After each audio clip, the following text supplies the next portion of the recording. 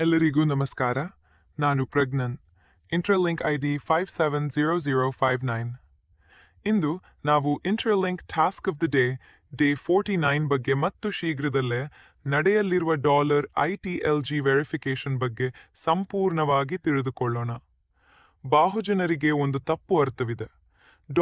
$ITLG verification ಎಂದರೆ ಒಮ್ಮೆಲೆ ಎಲ್ಲರಿಗೂ ರ್ಯಾಂಡಮ್ ಆಗಿ ನಡೆಯುತ್ತದೆ ಎಂದು ಭಾವಿಸುತ್ತಾರೆ. ಆದರೆ ಇದು ನಿಜವಲ್ಲ.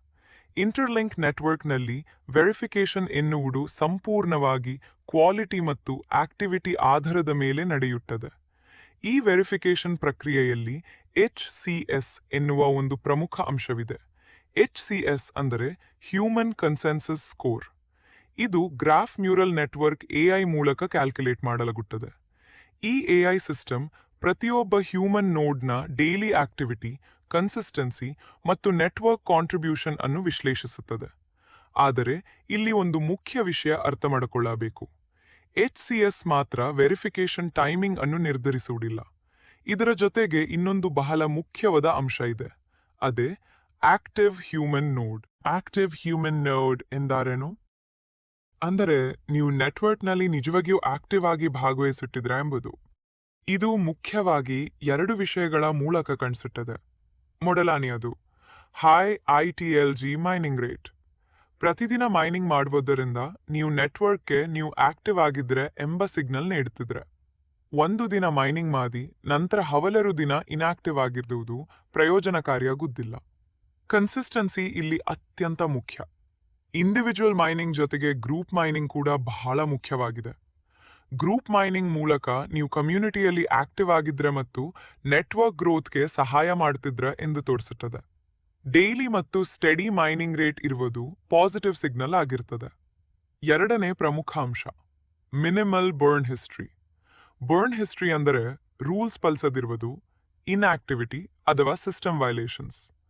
ಕ್ಲೀನ್ ಅಥವಾ ಕಡಿಮೆ ಬರ್ನ್ ರೆಕಾರ್ಡ್ ಇರುವುದು ನೀವು ಡಿಸಿಪ್ಲಿನ್ ಮತ್ತು ರೆಸ್ಪಾನ್ಸಿಬಿಲಿಟಿಯೊಂದಿಗೆ ಸಿಸ್ಟಮ್ ಬಳಸುತ್ತಿದ್ರೆ ನೆಟ್ವರ್ಕ್ಗೆ ಟ್ರಸ್ಟ್ವರ್ದಿ ಹ್ಯೂಮನ್ ನೋಡ್ಸ್ ಬೇಕು.